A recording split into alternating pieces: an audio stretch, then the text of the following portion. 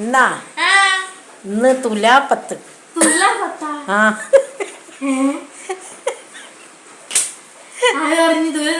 തുലാപ്പത്തായിന്ന് തന്നെ അല്ലേ? അയ്യോടാ, കുടിക്കാത്ത എനിക്കെന്തിനാ പായസം വെച്ചിക്ക്?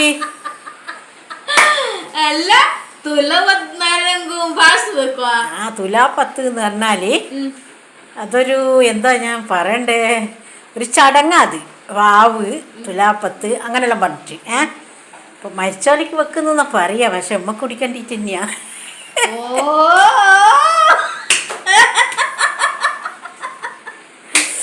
എനിക്ക് വേണ്ടേ, ഞാൻ ആദ്യം മുൻകൂർ സമയം വേണ്ട, എനിക്ക് എന്താ സാധ്യത നോക്കണം.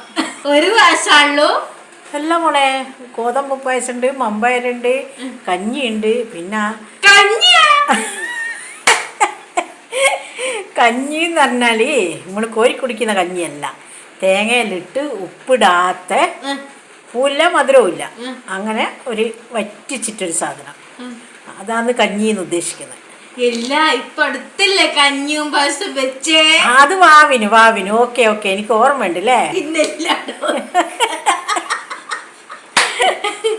അപ്പൊ എന്നാ ശരി, കുറച്ച് കഴിഞ്ഞിട്ട് കാണാം. ഇതെല്ലാം കാണിച്ചു തരും ഞാനേ. ഓക്കെ.